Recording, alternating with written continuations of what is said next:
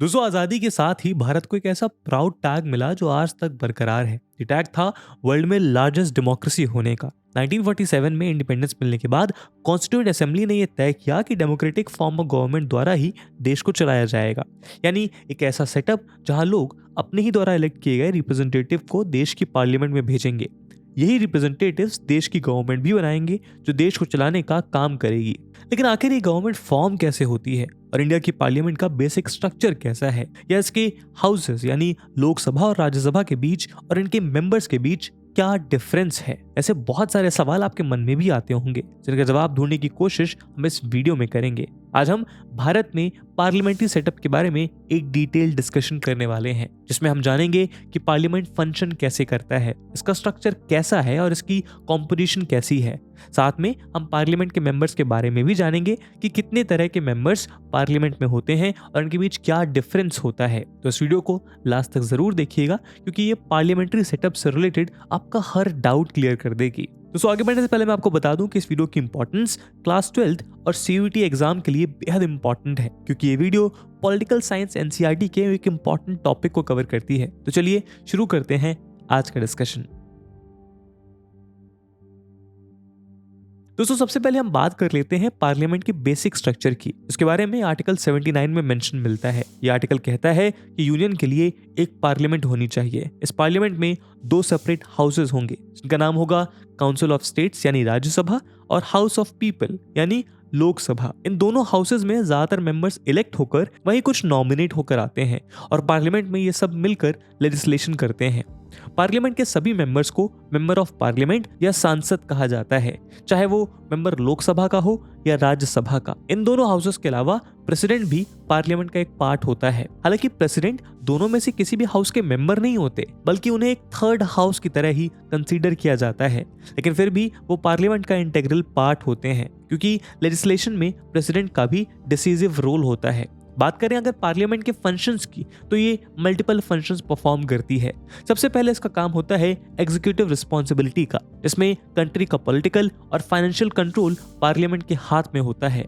Central level पर legislation यानी law making का काम भी पार्लियामेंट ही करती है, जिसके लिए एक बिल ड्राफ्ट करने के बाद उसे दोनों हाउसेस से पास किया जाता है और फिर प्रेसिडेंट की एसेंट के बाद ये बिल एक्ट बन जाता है। इसके अलावा एडमिनिस्ट्रेटिव अकाउंटेबिलिटी भी पार्लियामेंट का बेहद इंपॉर्टेंट फंक्शन है। एडमिनिस्ट्रेटिव अकाउंटेबिलिटी का मतलब है जो एडमिनिस्ट्रेशन कंट्री को रन करने का काम कर रहा है उस पर नजर रखना, ताकि एडमिनिस्ट्रेशन अच्छे से चले। पार्लियामेंट में आने वाले मेंबर्स लोगों द्वारा इलेक्ट होकर आते हैं, इसलिए उनका काम है कि जिन्होंने उनको अलग किया है उनको वो पार्लियामेंट में रिप्रेजेंट करें, साथ ही उनकी प्रॉब्लम्स और ग्रीवेंसेस को पार्लियामेंट में सबके सामने रखें। सिर्फ इतना ही नहीं, कॉन्स्टिट्यूशन को अमेंड करने की रिस्पॉन्सिबिलिटी भी पार्लियामेंट के पास ही होती है। इसीलिए चेंजिंग सोशल सिचुएशंस के हिसाब से अगर कॉन्स्टिट्यूशन को अपडेट करने की नीड है तो वो पार्लियामेंट में ही हो सकता है। तो चलिए दोस्तों, अब डिटेल में समझते हैं दोनों हाउसेस के कॉम्पोजिशन और स्ट्रक्चर को। सबसे पहले बात कर लेते हैं लोकसभा की, जिसे house of people, lower house या टेम्परेरी हाउस भी कहा जाता है। ये वो हाउस है जहां पर मौजूद मेंबर्स देश को चलाने वाली गवर्नमेंट को फॉर्म करते हैं। सबसे पहले पूरी कंट्री में कॉन्स्टिट्यूएंसीज में जनरल इलेक्शन होते हैं। इस इलेक्शन में हर कॉन्स्टिट्यूएंसी में पार्टीज के कैंडिडेट्स और इंडिविजुअल कैंडिडेट्स अपना नॉमिनेशन फाइल करते हैं। इस इलेक्शन में अपना नॉमिनेशन फाइल करने के लिए ये इंपॉर्टेंट है कि कैंडिडेट की एज कम से कम 25 साल हो और वो भारत की किसी भी कॉन्स्टिट्यूएंसी में एज अ वोटर रजिस्टर्ड हो। इसके बाद कॉन्स्टिट्यूएंसी के सभी एलिजिबल वोटर्स अपने पसंदीदा कैंडिडेट के लिए वोट करते हैं। जिस कैंडिडेट को मैक्सिमम वोट्स मिलते हैं वो कैंडिडेट उस कॉन्स्टिट्यूएंसी से इलेक्शन जीत जाता है और इस तरह वो कैंडिडेट उस कॉन्स्टिट्यूएंसी का मेंबर ऑफ पार्लियामेंट या सांसद कहलाता है। इस तरह से देश की सभी कॉन्स्टिट्यूएंसी से मेंबर्स इलेक्ट होकर पार्लियामेंट में लोकसभा के मेंबर्स बन जाते हैं। लेकिन आखिर लोकसभा में ऐसे कितने मेंबर्स आते हैं, ये जानने के लिए हमें लोकसभा की कॉम्पोजिशन के बारे में जानना होगा।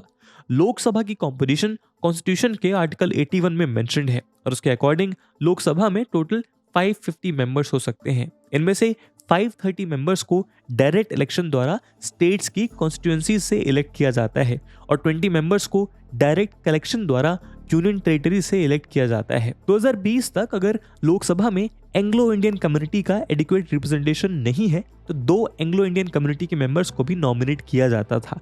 लेकिन 104th कॉन्स्टिट्यूशनल अमेंडमेंट एक्ट 2019 के द्वारा जनवरी 2020 में इस क्लॉज को रिमूव कर दिया गया। यानी अब लोकसभा में मैक्सिमम 550 मेंबर्स हो सकते हैं जो देश चलाने वाली गवर्नमेंट को फॉर्म करते हैं। मगर कैसे? दोस्तों, लोकसभा में जिस पॉलिटिकल पार्टी के सबसे ज्यादा कैंडिडेट्स मेंबर इलेक्ट होकर आते हैं, यानी जिस पॉलिटिकल पार्टी के पास हाउस में मेजोरिटी होती है, उसी पार्टी के लोकसभा मेंबर्स मिलकर अपना एक लीडर चूज करते हैं। अब ये लीडर प्रेसिडेंट के सामने प्राइम मिनिस्टर बनने के लिए और गवर्नमेंट फॉर्म करने के लिए अपनी दावेदारी पेश करते हैं। अगर उस लीडर के पास हाउस के मेजोरिटी मेंबर्स का सपोर्ट होता है, यानी जितने मेंबर्स हैं उसका 50% से ज्यादा मेंबर्स का सपोर्ट है, तो प्रेसिडेंट उस लीडर को प्राइम मिनिस्टर के रूप में अपॉइंट कर देते हैं। लेकिन अगर किसी भी पॉलिटिकल पार्टी के पास हाउस में क्लियर मेजोरिटी अवेलेबल नहीं है, तो ऐसे में प्रेसिडेंट सिंगल लार्जेस्ट पार्टी को गवर्नमेंट बनाने के लिए इनवाइट करते हैं। अगर उस सिंगल लार्जेस्ट पार्टी को मेजोरिटी मेंबर्स का सपोर्ट मिलता है तो वो बाकी पॉलिटिकल पार्टीज के मेंबर्स और इंडिविजुअल मेंबर्स के सपोर्ट से अपना एक लीडर चूज करेंगी, जिसे प्रेसिडेंट द्वारा प्राइम मिनिस्टर के रूप में अपॉइंट कर दिया जाता है। लेकिन अगर किसी भी केस में कोई भी पार्टी या इंडिविजुअल लीडर मेजोरिटी मेंबर्स का सपोर्ट हासिल नहीं कर पाता, तो ऐसे में देश में री इलेक्शन कराया जाता है। प्राइम मिनिस्टर के अपॉइंटमेंट के बाद प्राइम मिनिस्टर अपने अकॉर्डिंग हाउस के मेंबर्स में से काउंसिल ऑफ मिनिस्टर के लिए मेंबर्स को चूज करते हैं। Prime minister council of ministers में किसे अपॉइंट करना है, ये रिकमेंडेशन प्रेसिडेंट को देते हैं और इस रिकमेंडेशन के बेसिस पर प्रेसिडेंट काउंसिल ऑफ मिनिस्टर्स को भी अपॉइंट कर देते हैं।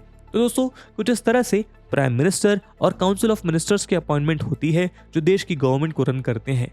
लोकसभा का टर्म 5 साल का होता है, यानी अगर 5 साल तक काउंसिल ऑफ मेंबर्स और प्राइम मिनिस्टर के पास हाउस के मेजोरिटी मेंबर्स का सपोर्ट है तो उस गवर्नमेंट का टर्म 5 साल का होगा। लेकिन अगर मेंबर्स अपना सपोर्ट वापस ले लेते हैं या प्राइम मिनिस्टर और काउंसिल ऑफ मिनिस्टर रिजाइन कर देते हैं तो उस हाउस को 5 साल से पहले ही डिसॉल्व किया जा सकता है।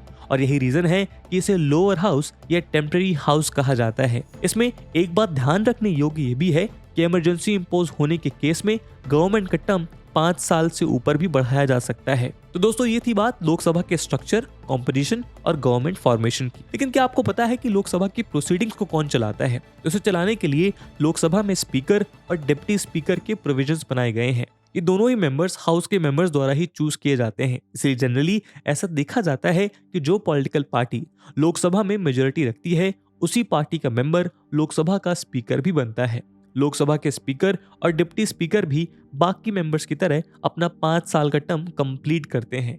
लेकिन अगर किसी रीजन की वजह से इनकी लोकसभा की मेंबरशिप चली जाए तो ये स्पीकर और डिप्टी स्पीकर के पोस्ट से भी हटा दिए जाते हैं। स्पीकर अपना रेजिग्नेशन डिप्टी स्पीकर को और डिप्टी स्पीकर अपना रेजिग्नेशन स्पीकर को देकर भी इस पोस्ट से हट सकते हैं। 14 दिन पहले नोटिस देने के बाद अगर इनके रिमूवल का रेजोल्यूशन लोकसभा से एब्सोल्यूट मेजोरिटी यानी टोटल मेंबर्स की 50% से ज्यादा की मेजोरिटी के साथ पास कर दिया जाए तो इन्हें इनकी पोस्ट से रिमूव कर दिया जाएगा। स्पीकर और डिप्टी स्पीकर के अलावा प्रेसिडेंट द्वारा एक प्रोटेम स्पीकर भी अपॉइंट की जाती है। इसका काम होता है न्यूली इलेक्टेड लोकसभा को प्रिसाइड करना, लोकसभा मेंबर्स को ओथ दिलाना और स्पीकर पोस्ट के लिए इलेक्शन कराना।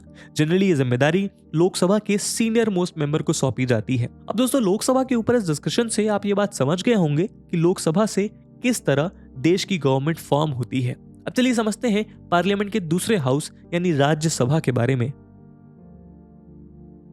दोस्तों, राज्यसभा को council of states, upper house या पार्लियामेंट हाउस के नाम से भी जाना जाता है। सबसे पहले जानते हैं राज्यसभा के कॉम्पोजिशन को। तो उसकी कॉम्पोजिशन कॉन्स्टिट्यूशन के आर्टिकल 80 में मेंशन किया गया है। राज्यसभा में टोटल 250 मेंबर्स होते हैं, जिसमें से 238 मेंबर्स स्टेट्स और यूनियन टेरिटरी से इलेक्ट होकर आते हैं। जो भी मेंबर राज्यसभा में इलेक्ट होना चाहता है उसे किसी एक स्टेट से अपना नॉमिनेशन फाइल करना होता है। नॉमिनेशन फाइल होने के बाद उस स्टेट की लेजिस्लेटिव असेंबली के इलेक्टेड मेंबर्स कैंडिडेट्स के लिए वोट करते हैं। इस वोटिंग के लिए proportional representation by means of single transferable vote system को यूज किया जाता है। इस सिस्टम में किसी एक कैंडिडेट के लिए वोट नहीं किया जाता, बल्कि हर कैंडिडेट को प्रेफरेंस के हिसाब से रैंकिंग दी जाती है। इसके बाद जिस कैंडिडेट को मेजॉरिटी मेंबर्स ने वोट किया होगा वो उस स्टेट से राज्यसभा मेंबर इलेक्ट हो जाता है। 250 में से बाकी बचे हुए 12 मेंबर्स को प्रोविजंस के अकॉर्डिंग प्रेसिडेंट द्वारा नॉमिनेट किया जाता है। किसी भी पर्सन के राज्यसभा में नॉमिनेट होने के लिए बेसिक क्राइटेरिया ये है कि उसे पर्सन के पास लिटरेचर, साइंस, आर्ट और सोशल सर्विस की फील्ड में स्पेशल नॉलेज या प्रैक्टिकल एक्सपीरियंस होना चाहिए। उदाहरण के लिए गॉड ऑफ क्रिकेट सचिन, मशहूर बॉलीवुड एक्ट्रेस रेखा जी और लेजेंडरी सिंगर लता मंगेशकर जी को राज्यसभा की मेंबरशिप नॉमिनेट करके दी गई थी। अब बात करते हैं राज्यसभा के टर्म या इस हाउस के ड्यूरेशन की। इसे कॉन्स्टिट्यूशन के आर्टिकल 83 में मेंशन किया गया है। राज्यसभा यानी काउंसिल ऑफ स्टेट्स को डिसॉल्व नहीं किया जा सकता और यही रीजन है कि इसे परमानेंट हाउस या अपर हाउस कहा जाता है। लेकिन ऐसा नहीं है कि इसके मेंबर्स हमेशा के लिए राज्यसभा की मेंबरशिप रखेंगे, बल्कि हर 2 साल के बाद राज्यसभा के 1/3 मेंबर्स रिटायर हो जाते हैं और इस तरह से हर एक मेंबर का टर्म सिर्फ 6 साल का होता है। राज्यसभा को चलाने का काम चेयरमैन और डिप्टी चेयरमैन का होता है, जिनके बारे में आर्टिकल 89 में मेंशन मिलता है। बात करें अगर राज्यसभा के चेयरमैन की, तो इंडिया के वाइस प्रेसिडेंट ही राज्यसभा के एक्स ऑफिशियो चेयरमैन होते हैं। वहीं डिप्टी चेयरमैन को राज्यसभा में ही मेंबर्स द्वारा चूज किया जाता है और वाइस प्रेसिडेंट के एब्सेंस में डिप्टी चेयरमैन ही राज्यसभा के फंक्शंस को संभालते हैं। राज्यसभा के एक्स ऑफिशियो चेयरमैन यानी वाइस प्रेसिडेंट को रिमूव करने के लिए एक नोटिस इशू किया जाता है। इस नोटिस के 14 डेज बाद ही रिमूवल के लिए रेजोल्यूशन को राज्यसभा में मूव किया जा सकता है। अगर इस रेजोल्यूशन को राज्यसभा की टोटल मेंबरशिप में से 50% से ज्यादा मेंबर्स की सहमति मिल जाती है तो ये रेजोल्यूशन राज्यसभा से पास हो जाएगा। इसके बाद ये रेजोल्यूशन लोकसभा जाता है, जहां पर प्रेजेंट और वोटिंग मेंबर्स में से अगर 50% से ज्यादा मेंबर्स इस पर सहमत हो जाते हैं तो वाइस प्रेसिडेंट रिमूव हो जाते हैं। वाइस प्रेसिडेंट की पोस्ट से रिमूव होने के साथ ही उनके राज्यसभा के एक्स ऑफिशियो चेयरमैन का दर्जा भी समाप्त हो जाता है। वहीं राज्यसभा के डिप्टी चेयरमैन कई तरीकों से इस पोस्ट से हट सकते हैं। अगर उनकी राज्यसभा की मेंबरशिप खत्म हो जाए तो वो डिप्टी चेयरमैन नहीं बन सकते, साथ ही वो रेजिग्नेशन देकर भी अपनी पोस्ट वेकेंट कर सकते हैं। लेकिन उनको रिमूव करने के लिए 14 डेज के नोटिस पीरियड के बाद रेजोल्यूशन राज्यसभा में लाया जाता है और अगर इस रेजोल्यूशन पर राज्यसभा की टोटल मेंबरशिप में से 50% से ज्यादा मेंबर्स सहमत हो जाएं तो डिप्टी चेयरमैन को हटा दिया जाएगा। ध्यान रखें कि जिस टाइम पर चेयरमैन और डिप्टी चेयरमैन के अगेंस्ट रेजोल्यूशन कंसिडरेशन में होता है उस टाइम ये राज्यसभा की प्रोसीडिंग्स को प्रिसाइड नहीं कर सकते। साथ ही राज्यसभा में इन्हें बोलने और हिस्सा लेने का अधिकार होता है, पर किसी भी मैटर पर ये वोट नहीं कर सकते। लेकिन दोस्तों सवाल ये उठता है कि अगर गवर्नमेंट लोकसभा में फॉर्म होती है तो फिर राज्यसभा की जरूरत क्या है। तो देखिए दोस्तों, भारत का कॉन्स्टिट्यूशन फेडरल कैरेक्टर रखता है। इस तरह के कॉन्स्टिट्यूशन में ऐसा माना जाता है कि सेकंड हाउस बहुत इंपॉर्टेंट होता है और राज्यसभा की यूटिलिटी जानकर आप ये बात समझ जाएंगे कि क्यों राज्यसभा इतनी इंपॉर्टेंट है। लोकसभा में मेंबर बनने के लिए कैंडिडेट्स को जनरल इलेक्शन जीत कर आना पड़ता है, यानी पब्लिक डायरेक्टली उनके लिए वोट करती है। लेकिन राज्यसभा के मेंबर्स लेजिस्लेटिव असेंबली के इलेक्टेड मेंबर्स द्वारा इलेक्ट किए जाते हैं। इसलिए सीनियर पॉलिटिशियंस अगर जनरल इलेक्शन नहीं जीत पाते हैं तो भी वो पार्लियामेंट के मेंबर बन पाते हैं। इस रीजन की वजह से एक्सपीरियंस्ड और टैलेंटेड मेंबर्स भी जनरल इलेक्शन हारने के बावजूद पार्लियामेंट का पार्ट बन पाते हैं। फॉर एग्जाम्पल, भारत के पूर्व प्रधानमंत्री मनमोहन सिंह जी ने अपनी लाइफ में सिर्फ एक जनरल इलेक्शन लड़ा था, वो भी 1999 में साउथ दिल्ली सीट से।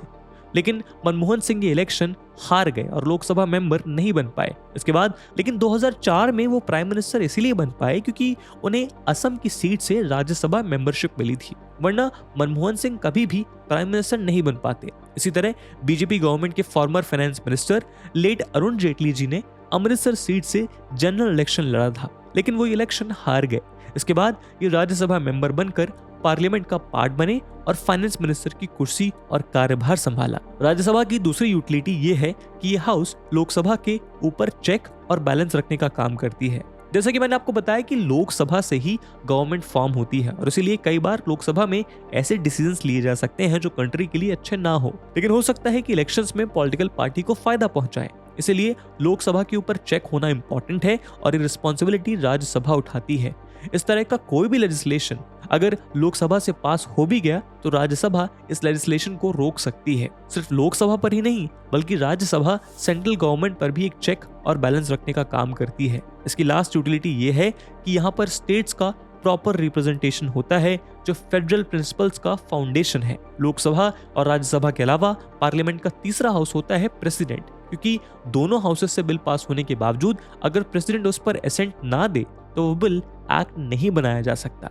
हालांकि मोस्ट ऑफ द केसेस में प्रेसिडेंट काउंसिल ऑफ मिनिस्टर्स के रिकमेंडेशन पर ही काम करते हैं, लेकिन तीसरे हाउस के रूप में प्रेसिडेंट के पास बहुत सारी पावर्स और अथॉरिटी भी होती हैं और इन पावर्स में वीटो पावर भी है, जिसका इस्तेमाल करके वो किसी भी लेजिस्लेशन को रोक सकते हैं। तो दोस्तों, ये थी सेंट्रल लेजिस्लेशन के बारे में एक कंप्लीट वीडियो। इस वीडियो से रिलेटेड अगर आपका कोई भी डाउट है उसे कमेंट सेक्शन में जरूर बताइएगा। और जैसा मैंने आपको बताया कि इस वीडियो की इंपॉर्टेंस क्लास 12 और सीयूईटी एस्पिरेंट्स के लिए काफी ज्यादा है, और इसीलिए अगर आपका कोई भी जानने वाला क्लास 12 स्टूडेंट हो या फिर वो सीयूईटी का एग्जाम दे रहा हो तो उस तक की वीडियो जरूर पहुंचाइएगा। हम मिलते हैं आपसे अगली वीडियो में, तब तक के लिए जय हिंद, जय भारत।